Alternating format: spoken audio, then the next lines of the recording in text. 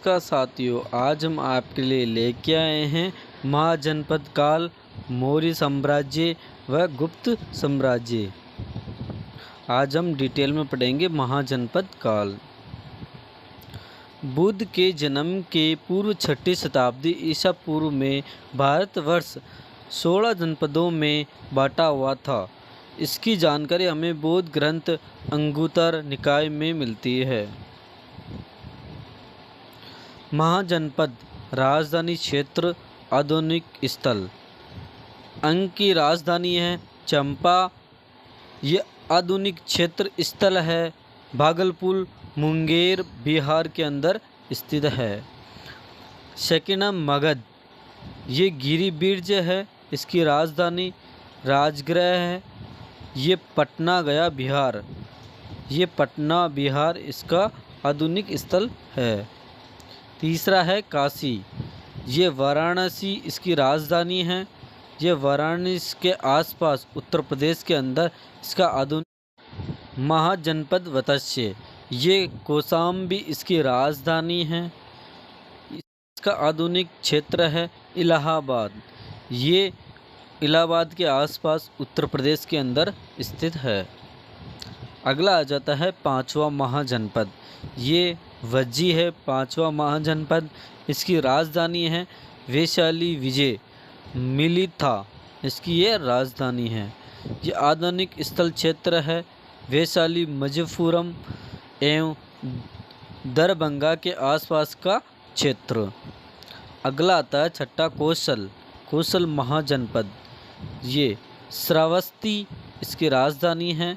ये आधुनिक स्थल है फैजाबाद, गोंडा, बहराइच उत्तर प्रदेश के अंदर स्थित है।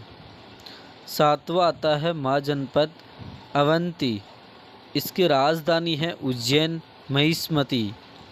इसका आधुनिक स्थल क्षेत्र है मालवा मध्य प्रदेश, इसका आधुनिक स्थल क्षेत्र है।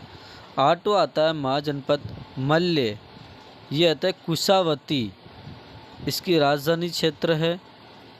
ये आधुनिक स्थल है देवरिया बस्ती गोरखपुर उत्तर प्रदेश के अंदर स्थित है। महाजनपद काल नौवा आता है पांचाल, इसकी राजधानी है अहिच्छत्र काम्पितले और इसका आधुनिक स्थल क्षेत्र है बेली बदायूं फर्रुखाबाद उत्तर प्रदेश। 10वां महाजनपद आता है चेदी, इसकी राजधानी है शक्तिमती। आधुनिक क्षेत्र है इसका बुंदेलखंड उत्तर प्रदेश के अंदर स्थित है। 11वां महाजनपद आता है करू, इसकी राजधानी है इंद्रप्रस्थ। ये आधुनिक स्थल क्षेत्र है दिल्ली, मेरठ एवं हरियाणा की कुछ क्षेत्र के अंदर इसका आधुनिक स्थल रहा है। महाजनपद 12वां है मत्स्य, इसकी राजधानी है विराटनगर। इसका आधुनिक स्थल क्षेत्र है जयपुर, अलवर, भरतपुर राजस्थान के आसपास का क्षेत्रफल है, जिसमें जयपुर, अलवर, भरतपुर आते हैं।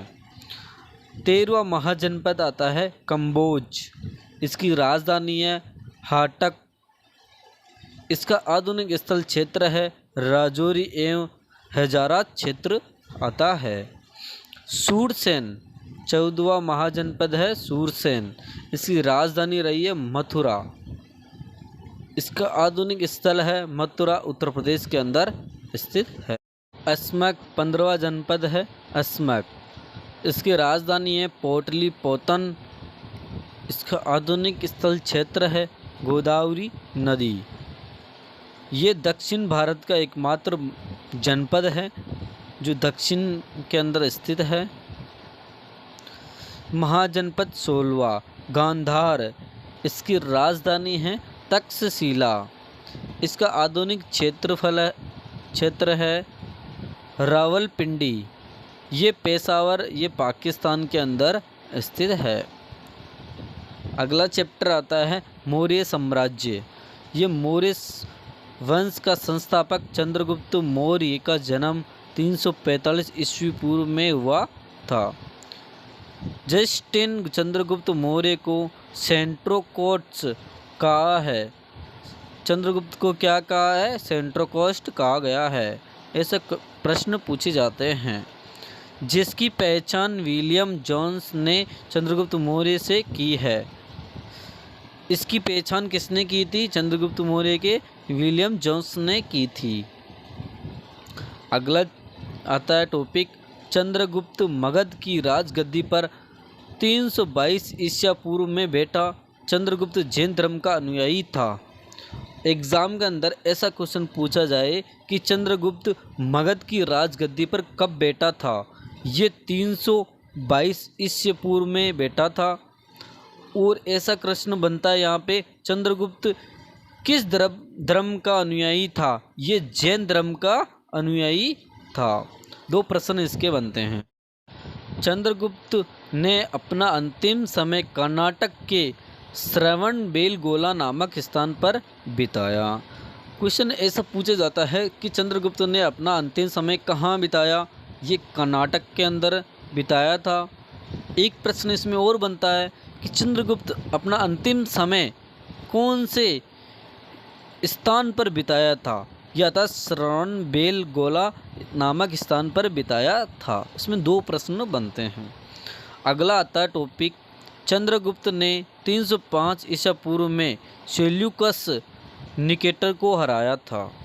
इसमें प्रश्न बन रहा है कि सेल्यूकस निकेटर को चंद्रगुप्त ने कब हराया था? ये 305 ईसा पूर्व में हराया था। एक क्वेश्चन बनता है, चंद्रगुप्त ने 305 ईसा पूर्व में किसको हराया था? ये सेल्यूकस को हराया था, सेल्यूकस निकेटर को हराया था। इसमें 2 प्रश्न बन रहे हैं। आपके कितने प्रश्न हो गए? 2 6 प्रश्न हो गए इस टॉपिक के अंदर। ये इम्पोर्टेंट क्वेश्चन है, बाकी अदर आपको नहीं पढ़ना, इनके इम्पोर्टेंट क्वेश्चन ही आपको याद रखना है।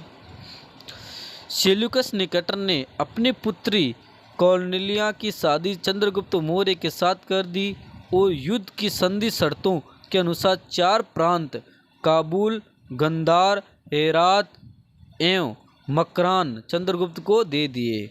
इसमें प्रश्न बन रहा है, सेल्यूकस निकेटर ने अपनी पुत्र की शादी किससे की थी? ये चंद्रगुप्त मौर्य से की थी। सेल्यूकस निकेटर ने युद्ध की कौन कौन सी शर्तें मानी थी और उसने क्या दिया था? इसने 4 शर्तें मानी थी, जिसमें काबुल, गंधार, हेरात एवं मकरान इनको चंद्रगुप्त को सौंप दिए थे। अगला आता टॉपिक, चंद्रगुप्त मौर्य ने जैनी गुरु भद्रबाहु से जैन धर्म की दीक्षा ली थी। अब यहाँ पे प्रश्न बन रहा है कि चंद्रगुप्त मौर्य ने कौन से गुरु से दीक्षा ली थी? इससे मतलब जैनी गुरु भद्रबाहु से दीक्षा ली थी। कौन से धर्म की दीक्षा ली थी चंद्रगुप्त मौर्य ने? तो आपको बताना है जैन धर्म की दीक्षा ली थी। आपका राइट आंसर हो जाएगा जैन धर्म की दीक्षा ली थी। अगला टॉपिक आता है, चंद्रगुप्त मौर्य और सेल्यूकस के बीच हुए युद्ध का वर्णन एम्पियानस ने किया है। प्लूटार्क के अनुसार चंद्रगुप्त के सेल्यूकस को 500 हाथी उपहार में दिए थे। इसमें इस टॉपिक में प्रश्न कौन कौन से बनते हैं कि चंद्रगुप्त मौर्य और सेल्यूकस के बीच हुए युद्ध का वर्णन किसने किया था? ये एम्पियानस ने किया था। प्लूटार्क के अनुसार चंद्रगुप्त सेल्यूकस को कितने हाथी उपहार में दिए थे? ये 500 हाथी उपहार में दिए थे। अगला टॉपिक है, चंद्रगुप्त की मृत्यु 298 ईस्वी पूर्व में श्रवणबेलगोला में उपवास द्वारा हुई थी। उनका अंतिम समय कहाँ बिताया गया था? कर्नाटक के अंदर श्रवणबेलगोला के अंदर बिताया गया था। आपको PDF चाहिए, आप टेलीग्राम चैनल ज्वाइन कर सकते हैं, कैलाश मैथ PVC।